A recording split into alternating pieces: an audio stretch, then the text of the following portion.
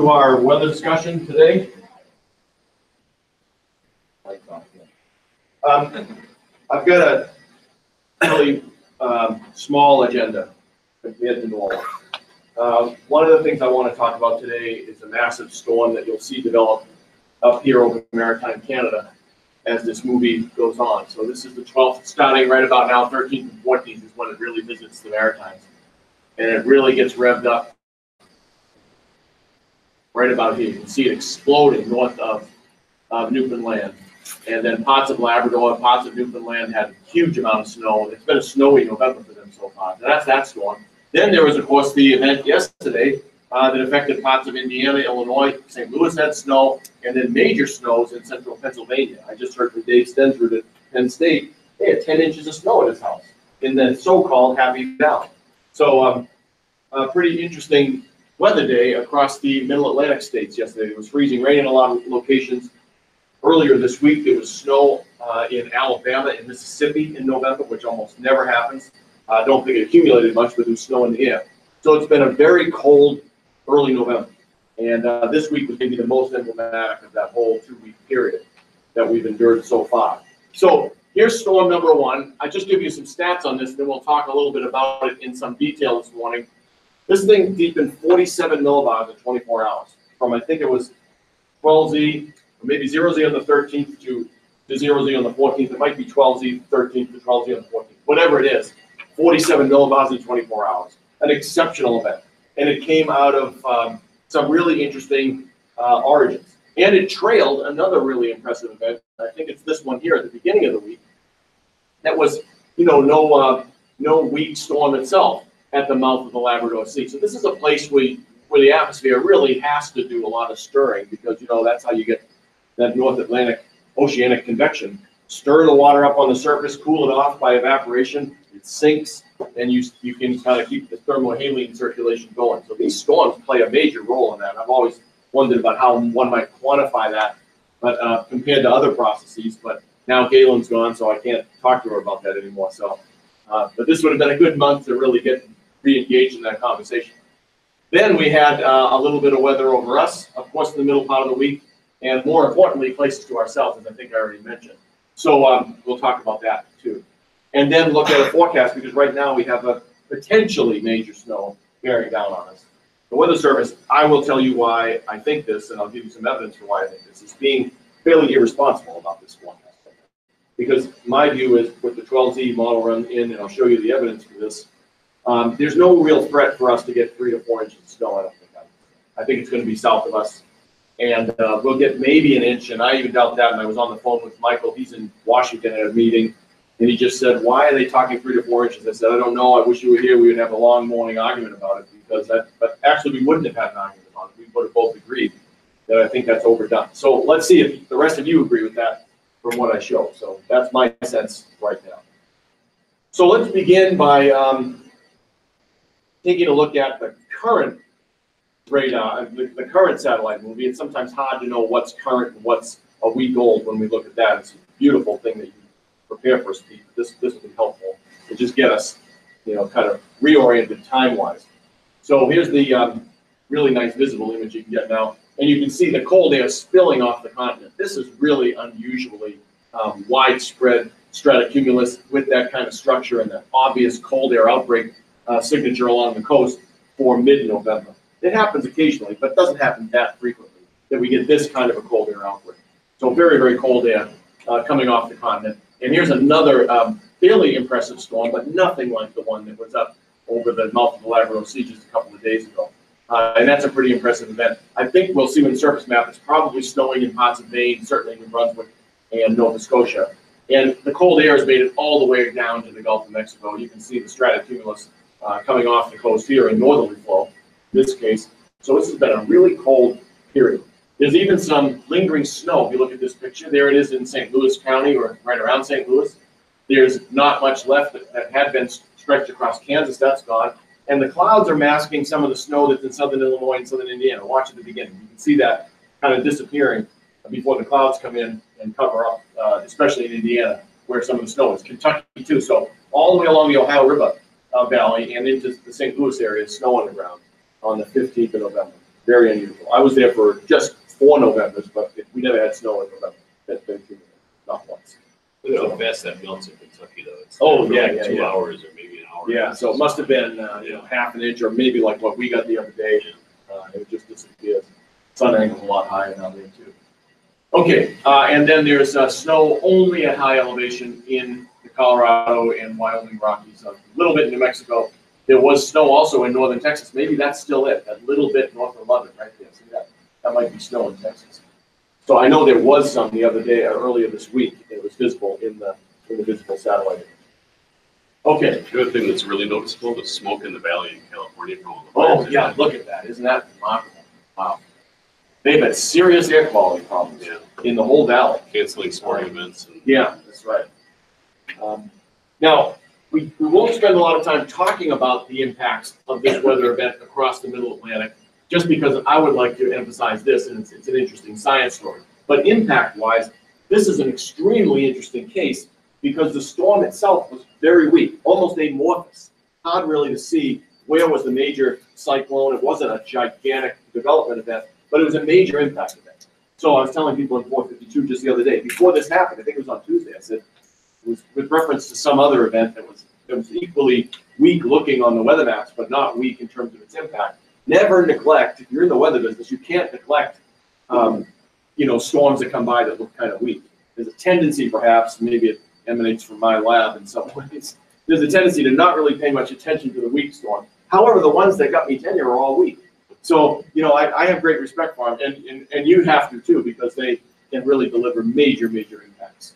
And that is a big deal. So studying storms, looking for the strong ones, because the signals are so strong and they're very illustrative of the physical processes that occur in all of the storms, is a useful enterprise. But one can't exclusively concentrate on them, because then one finds oneself speaking to a very small audience, and taxpayers don't like that. So, and they're well within their rights not like it. Let's take a look at the West Coast satellite image we could be. Thanks for drawing attention to the fires. So much to talk about this month, but we just can't do it all.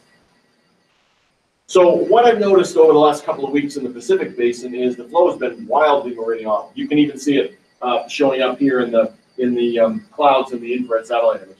Hawaii is right here, and so much of the motion to slightly to the east of Hawaii is straight forward towards southern and central Alaska. That seems to also be somewhat the case further out to the west, although you start to get a little bit confused perhaps, or misled by the angle. There's a deep cyclone right about at the date line at maybe the latitude of the southern Aleutians, and on the eastern side of it is this big cloud mass. So you can see the swirl going on there. This isn't exactly meridional flow, but a large part of it's strongly meridional. This is almost entirely straight north-south. And it keeps on occurring to me that the more cloud masses and cyclones that go up into this region around this time of year, the more likely it is that we stay cold, because this just reinforces an already orographically favored ridginess over the western United States and Canada. And with all the latent heat release and various other mechanisms that reduce the upper PV, increase the thickness of columns by releasing that latent heat, that makes it easier for these ridges to be sustained. And then on the downstream side of these ridges, you can see the flow is coming from places where the sun barely comes up anymore and soon won't come up at all. And this is a great place to manufacture cold air, and then it just gets exported towards us.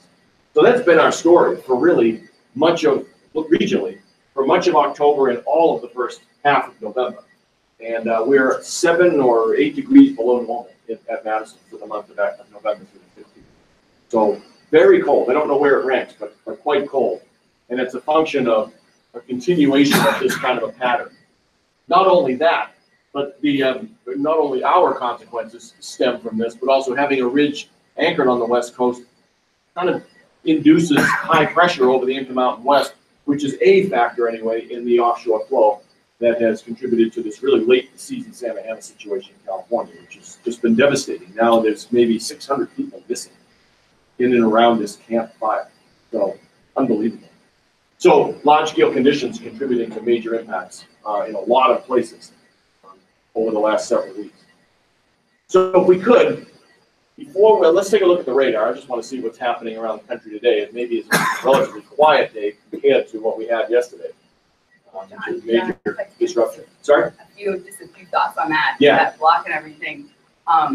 That's definitely, I think that's a big outstanding question is how do blocks like that break up? And that's a big issue for California. People at San Jose are really interested in that for a few reasons, including drying the boundary layer over the night when usually you have flow from the ocean kind of moistening everything. Oh, yeah. And that was the question they asked was why, how do you get that drying? And I think the anti-cyclogenesis and the offshore flow is definitely a part of it. Yeah. I also think it'd be a fun experiment to do, like taking out the Rockies and trying to reproduce this ridge and see if it's some sort of like resonance situation that's really amplifying it. Like, do you get it as persistent or is it really just dynamical? Because you can see the shearing out of those features, like the straining on the upstream side of the ridge. So it'd be interesting to see if it's those dynamics at upper levels that we always like to think about, or is it some resonance with the Rockies? So, yeah. And what's your sense? Because you haven't done the experiment, probably. I don't know anyone who has.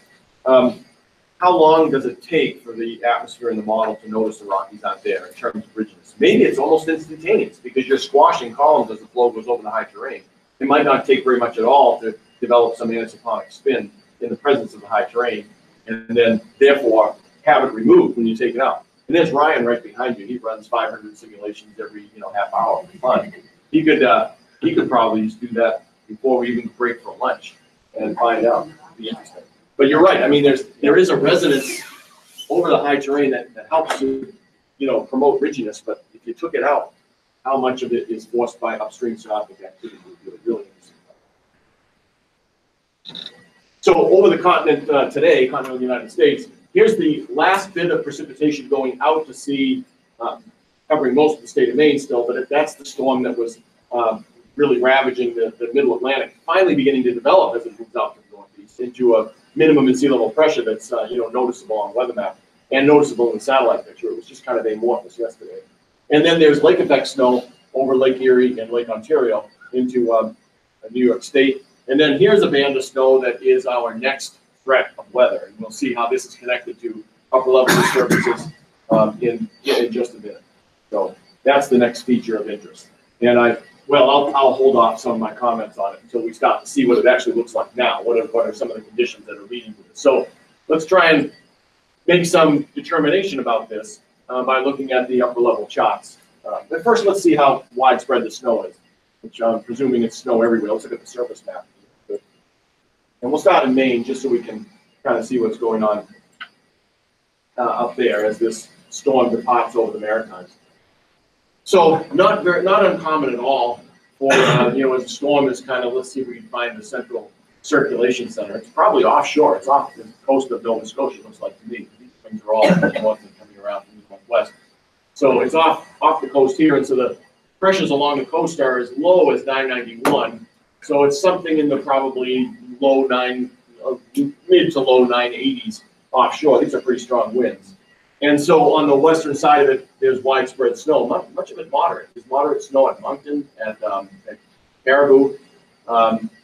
Lewiston, I think, is in the interior of Maine. And then lighter snow along the coast. No snow in the Boston area. A little bit of rain on Nantucket with northwesterly winds. And then some snow up in the Gulf of St. Lawrence. And nothing reported on the island, but it's probably snowing there because it's snowing right here at St. John. So it's probably widespread moderate snow in maritime Canada until you get to the coast where it warms up and it's a little bit turned to rain.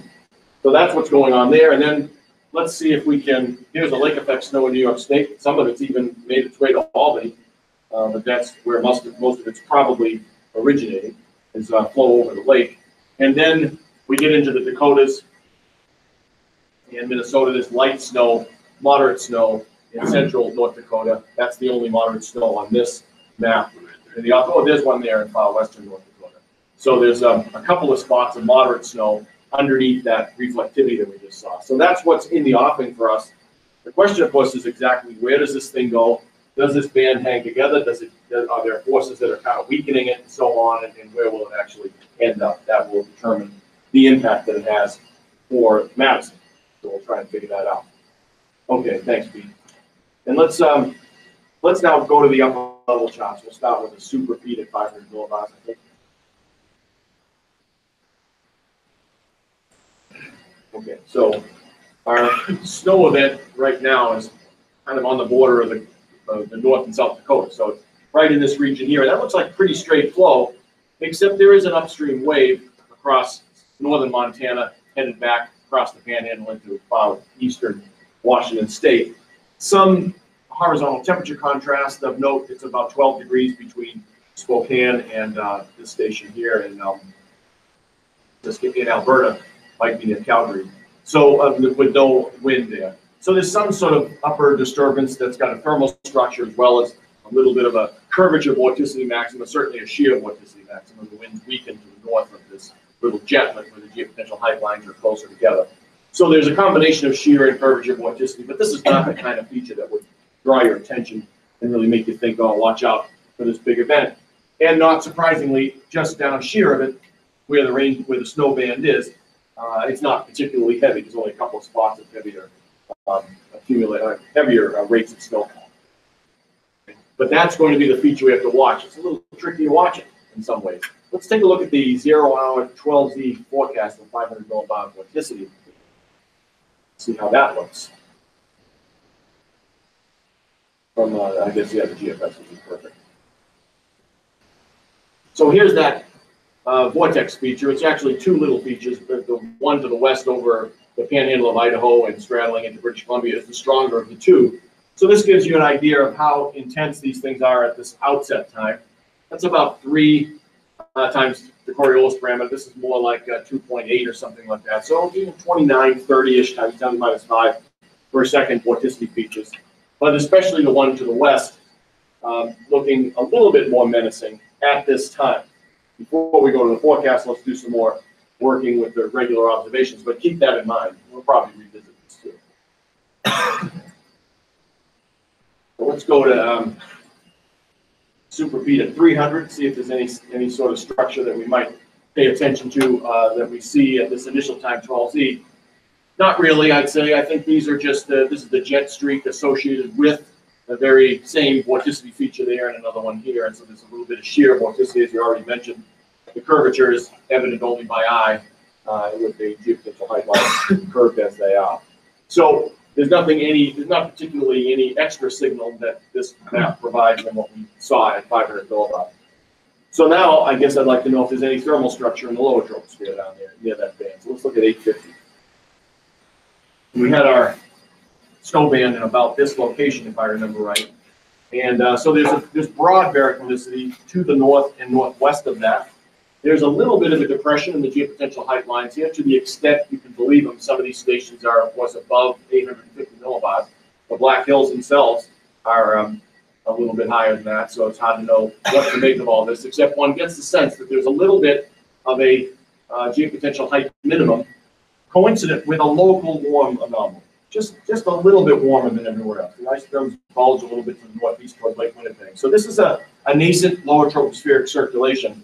And on the eastern side of that, that's where you have some differential warm air advection, and the snow band kind of lines up just about in that location. So that's a reasonable guess as to what's driving this thing right now. And the question is, in this dilapidated system, somewhat far removed from the upper vortex, which is weak to begin with, and it's in broad sort of west-northwesterly flow, how long will this thing hang together, and to what degree will it maintain its vigor? So that's one of the forecast questions. If it weakens, then the associated precipitation band weakens, and that reduces the amount of snow. If it doesn't weaken, but it moves to our south, then you get a substantial snow event, but not right on top of us, or it reduces the same thing. So those are the issues that are in play right now. Before we quit on the East Coast, this is finally beginning to, this whole disturbance is finally beginning to consolidate into a cyclone.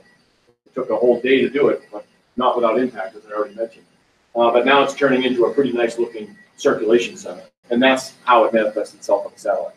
So that's a fairly new development in the life cycle of that event. And then now we'll spend a little attention looking at, this is the dead remnants of this amazing event. But even at this time, 2 days after its maximum intensity, the geopotential height minimum associated with this disturbance now just south of Greenland is about 1,000 meters. At 850, it's about 1,000 meters above sea level. So this is a really deep cycle. And sea level pressures got down into the 945-ish range.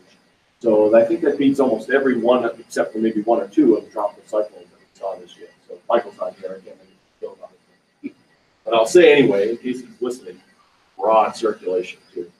So let's take a look at this 5D. And I'm going to go through this somewhat quickly. I don't want to belabor the point, but I do want to throw a couple of things at you from this event. So first, we're going to start at, this is the 0Z run from the 12th of November. And so I wanted to show you a few things, how this system evolved.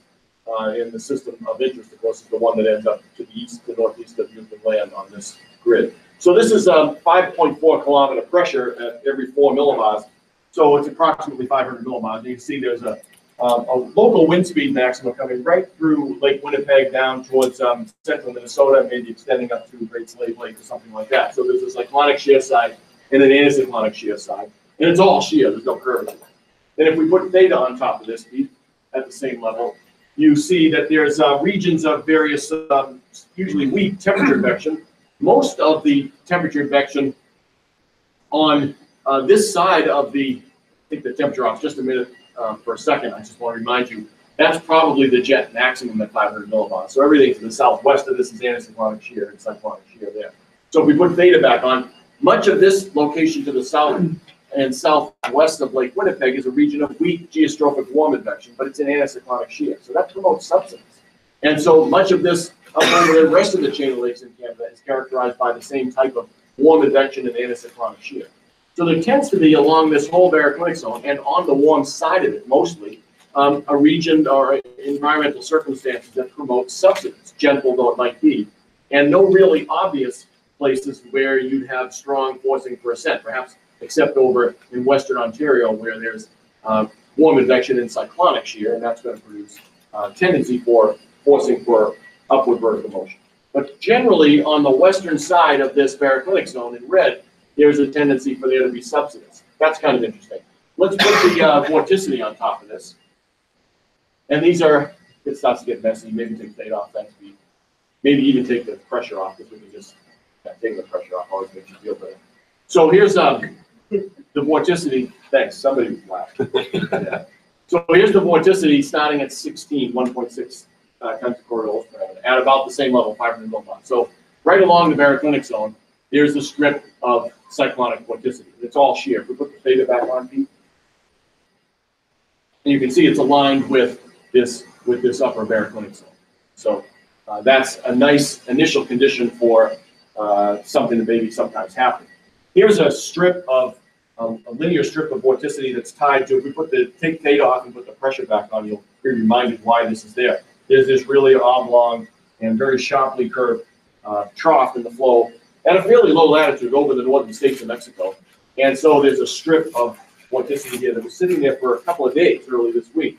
And one of the things that was responsible for the event yesterday in the middle Atlantic and for the congealing cyclone and cyclogenesis down in the Gulf of Maine is that this thing's geometry changes dramatically. I'm not going to emphasize that today, but it was a linear strip on Tuesday.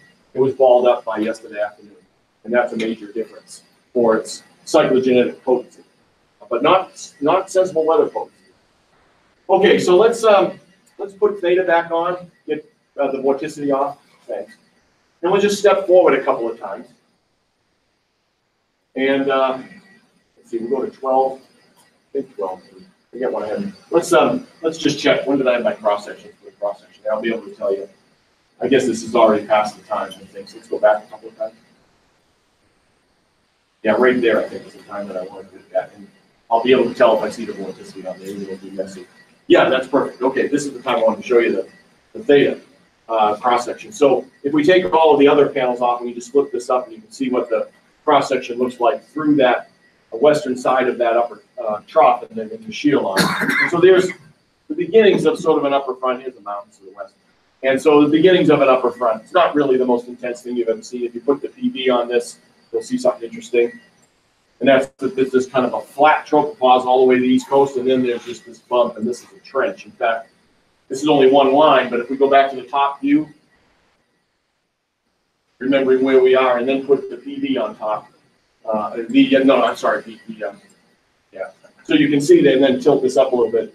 this is one line across this trench. See that trench in the tropopause? That's the jet in the northwest of the form. And so the tropopause is all folded around that, and or at least distorted around that. Let me come back there. And you can see the consequence of that. So what's cool is if we go back to the top view, and now let's put trajectory set number 2 on here. I don't know where we are yet. All right, there we are. Okay, let's go back a couple of times, click back a couple of times. Okay, perfect. Maybe one forward. And then we can take the cross section off for now. And maybe we'll go forward one more beat. So this air is streaming southward in the northerly flow, and my target area is over here. And we're going to see why in a minute. So where is this air coming from? If we tilt it up, we can kind of get a sense of that. I think it's higher than this level. Yeah, it starts out higher than this level. But you can even see just a slight subsidence. It's not dramatic, but it's a little bit of subsidence going on there. And then if we put the PV surface back on, this is the 2 PVU surface, kind of rotated around, you can see that this is kind of adhering right to the edge of that. So this is about 2 PVU air tied to the cyclonic shear side of the jet. That's, or the anticyclonic shear side of the jet, I think, streaming southward and slightly downward. And if we keep on going forward, and then you got to turn it around so you can kind of see where it is. It starts to be, right about at this point, the inflection point in its trajectory, this starts to be subsidence. Let's click back one time. Yeah, right about here is when the subsidence begins, really dramatic subsidence. And let's go back to the top view. Can't see it, it's a little hidden by the surface, but it's right about at this point.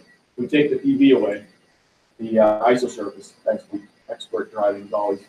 Let's put theta back on here and see what kind of circumstance we have at about this point, at this time. So I think you can see the geopotential height lines are widely spaced to the northeast of this trajectory line. They're widely spaced again to the southeast, and they're tightly spaced right in there. So the jet core is right about there.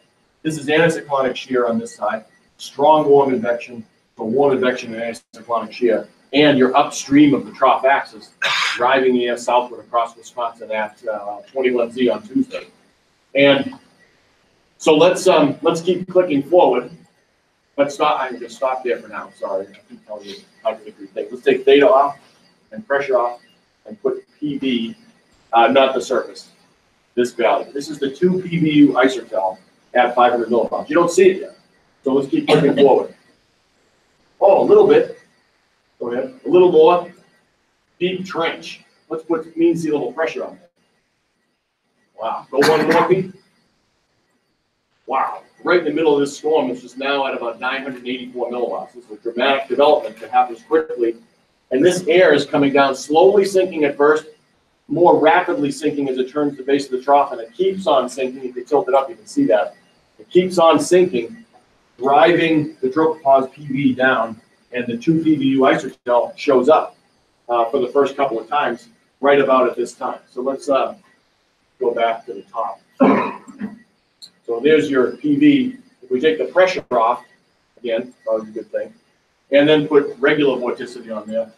Look at this. This is the upper level 500 millibars vorticity, and it's coincident exactly with where the PV has been pushed down. So this is a really nice example of how the process of subsidence in the upper front process drives the tropopause downward, presents a vorticity feature in the middle troposphere in a location where if we take the red off, the blue off, and then put theta back on, there's also a strong thermal wind. So there's extremely strong PVA by the thermal wind going on over Labrador and Newfoundland. Where's the sea level pressure minimum again? Oh yeah, right where you had the strongest force. So this thing is a great example of a, and remember the storm deepens 47 millibars in one day. And it does so as a function of all these things happening at the same time. The flow of air from the tropopause boundary is forced downward by a variety of large synoptic scale circumstances. That creates larger and larger vorticity in the middle troposphere, and then it's positioned in a spot that it's tied to an upper front where there's an extreme thermal wind and down shear of the knobby end of the vorticity feature. You have the strongest forcing for it to develop. So it's a great example of how, where's the upper vorticity come from, and then once it's there, how do you relate this to the development of a really intense cycle. So it's a really good storm. and I'm going to do some more work on this. Because you can split up the resultant QG vertical motion into pieces, shear, vorticity, curvature, vorticity. I want to know which one does most of the work in the development. I don't have the right theoretical ideas about how to perform that yet, but I have a few of them, so I'm going to keep on working on this case. So, pretty interesting. So now, there's no questions or comments. Let's just go to our forecast. We got snow on the way. Oh, one last thing before let's go to this peak. I'd like to just give you a weekly update. We're 7 or 8 degrees below normal for our November, so it's been a cold November. Everybody in the eastern United States knows that. But here's where we are by the middle of this month. Daily time series of the 850 minus 5 air. Here's the average. So what we're doing is rising at exactly the same rate as the average rate, but just displaced by 10 or 5 million square kilometers, which we seem like we're never going to make up. We had a little attempt earlier this week, but we've kind of come back down to where we seem to have been most of the season. So interesting. And I should point out, it's not on this chart, but the more approximate 30-year average is just barely lower on this graph than the blue line. So even by that standard, we're well below where we should be. The current 30-year average, 1980 to 2000. Okay, let's take a look at our forecast now, without meteorograms or whatever they call it. Where should we start? Let's start at the 0. Yeah, we'll start in the perfect place to start. 6-hour forecast is valid about now.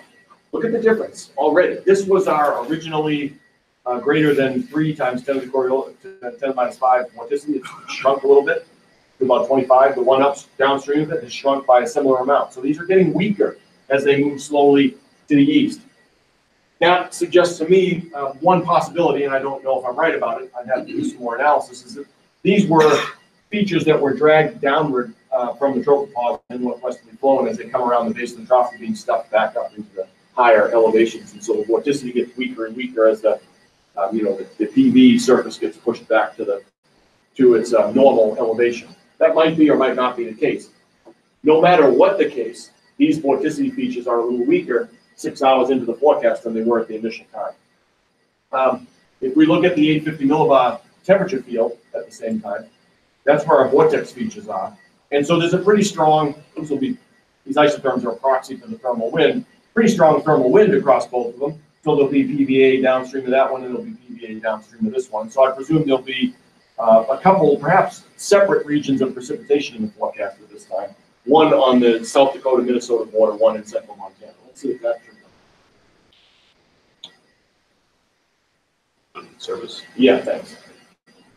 Well, there's concentrations in 2 different spots. It's not really 2 separate, entirely separate features, but they do seem to correspond to some degree to that kind of forcing and an understanding of that from that perspective. Let's see what's going on higher than 500 millibars, 300 millibars in 6 hours.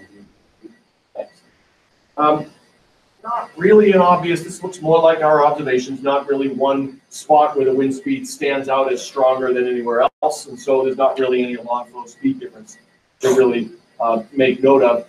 Such an along flow speed difference would give rise to some possibility for transverse circulations, which might also be involved in producing a band of snow like the one we saw on the radar. It doesn't seem to be very obvious at this early stage in the forecast. Okay, let's go to the next 6 hour time. Let's go to 12 hours in the forecast if we could. By that time, what's really interesting to me is that the western disturbance is the one that's weakened more dramatically than the eastern one, which is now just south of the North Dakota-South Dakota border. But it's also weakened still. And now at this point, it's at about 2 times the Coriolis parameter instead of what it started out as, nearly 3. So this is a weakening feature a lot. And so let's take a look at 850 millibars again, see what's going on. And in that same location, again, there's a pretty decent proxy for the thermal wind right in that location. So down shear of that would be maybe over the Mississippi River Valley over southeastern Minnesota. So somewhere in this region, maybe, if this were the only thing going on, we might see a precipitation forecast right there. Let's see what happens. Getting into that region, but it's not at all what I expected, to be honest with you. This is much more linear and continuous. So if we go back to 850 feet, let's see if we can't figure out a reason for that. And that this is the location of interest if you're thinking just about EVA by the thermal wind.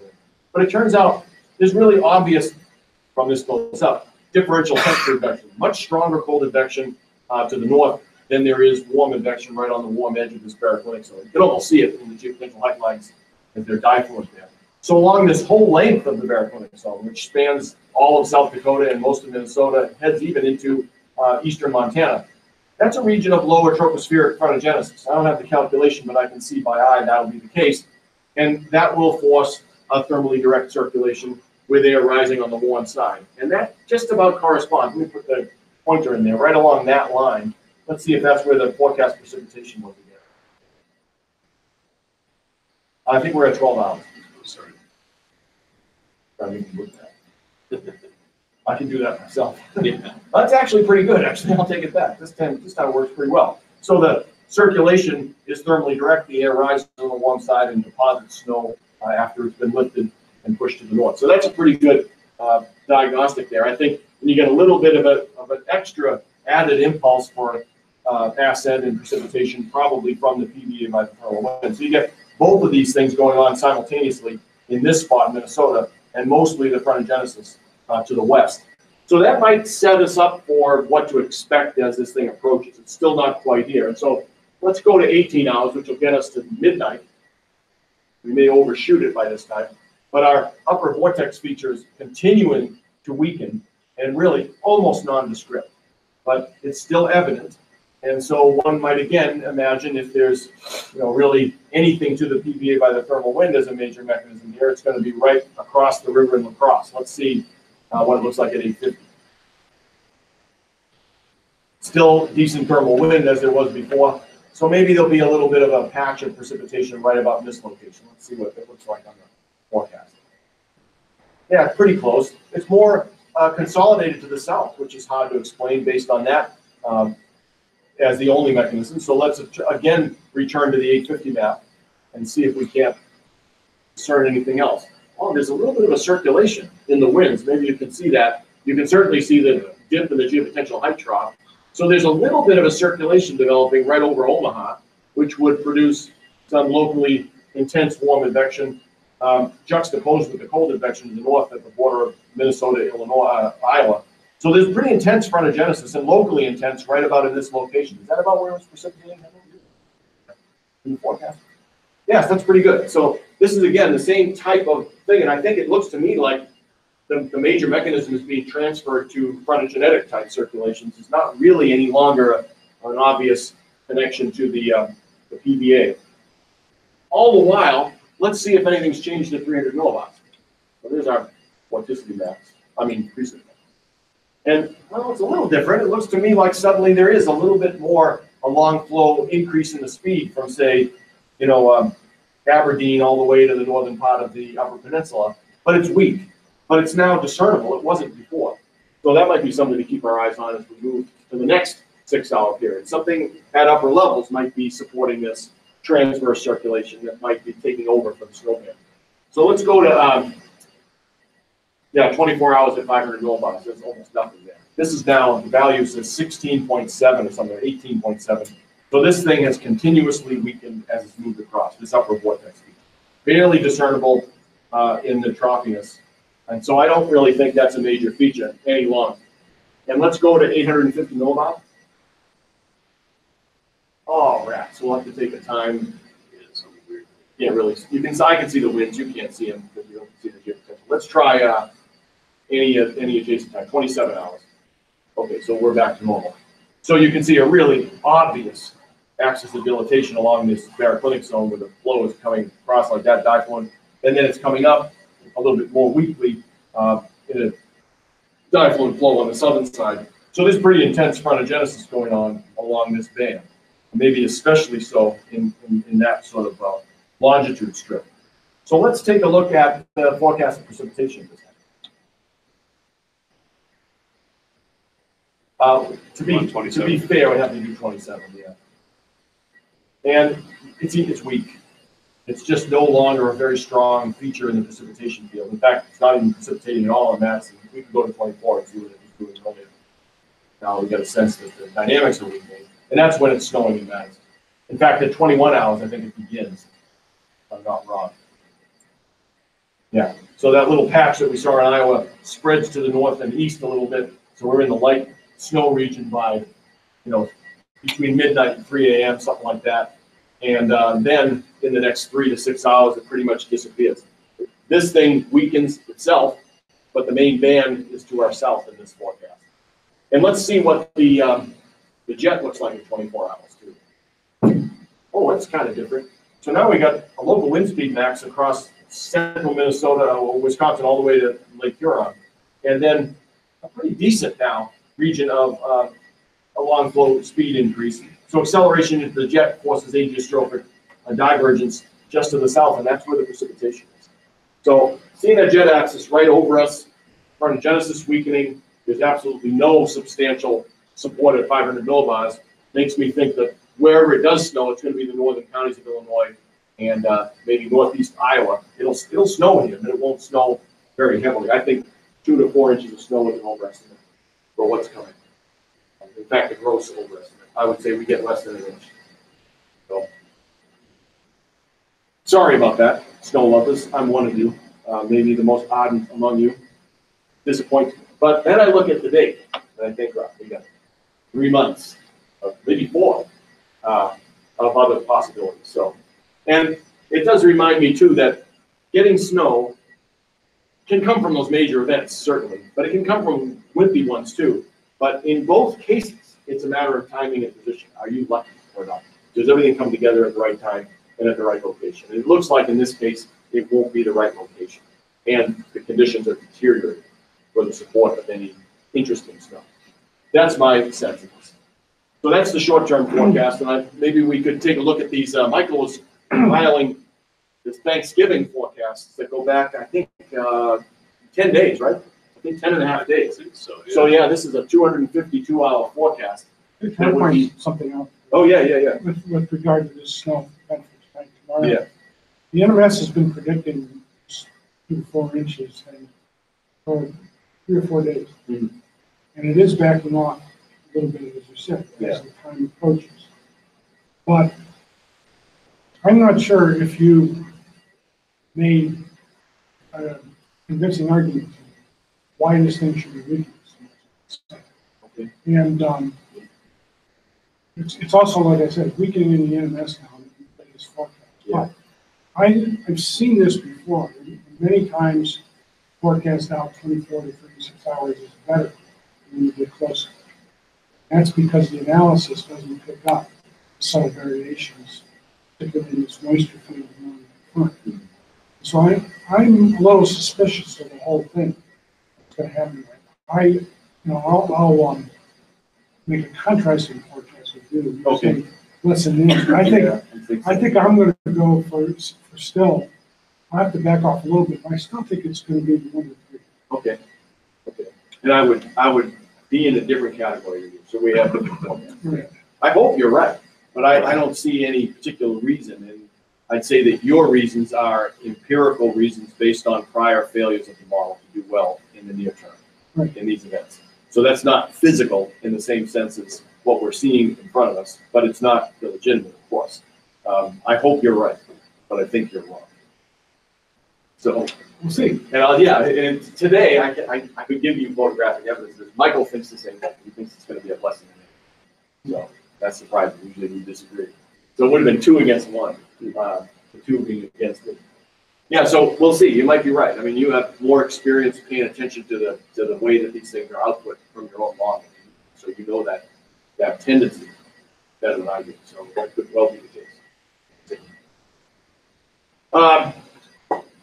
Michael's been really interested in looking at, 10 and a half days. How does the forecast for Thanksgiving morning change over this long period of time? Because he always gives you the 384-hour forecast, and it looks like there's a giant snowstorm coming, and then the next model run, it's not there anymore. So this is really an honest way of seeing how much variability there actually is in these forecasts. So this is going to move forward in time, decreasing the forecast time. So it starts out at 10 and a half days, and I think it's going every 12 hours to whatever it would be now, I guess a week Or less than It 6 starts days? at 12 and then it goes every 6. Okay, I think the first one is 12. So yeah, that's a 12-hour change. So these are valid all at the same time.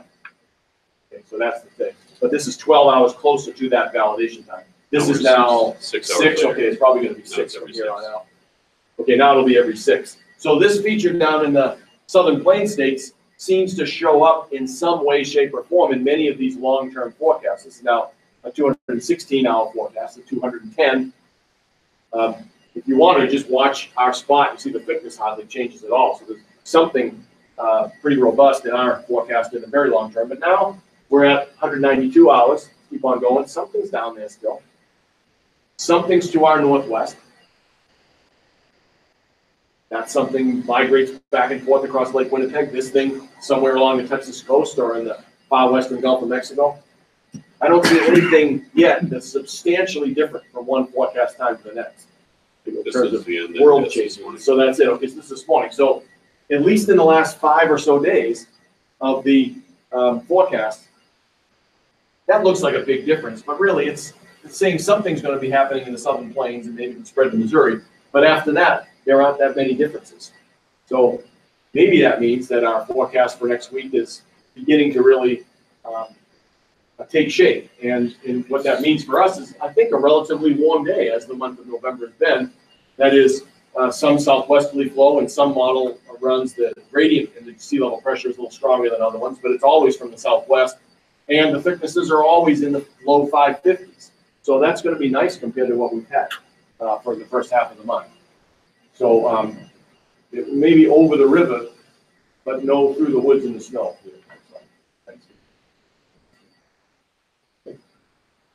So that's all I have for today. We've got this. Go 17. Gorgeous Hawaii. Oh, look at that. This is the new satellite. This is goes west. Yeah, there's a loop of it that's pretty awesome. This is from yesterday.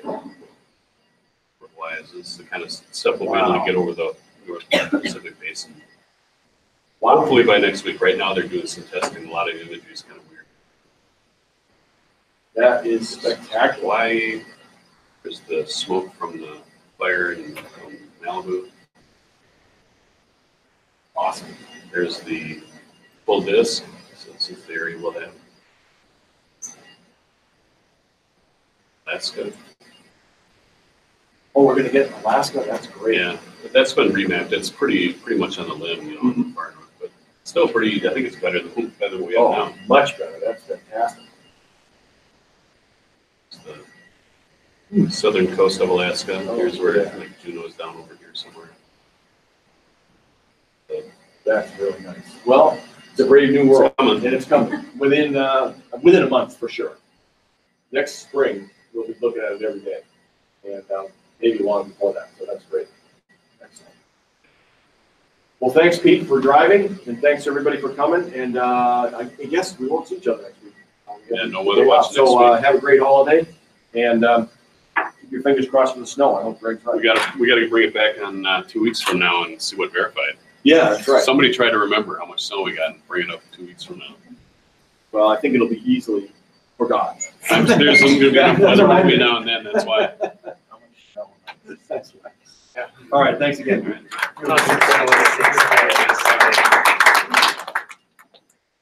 Capture the best.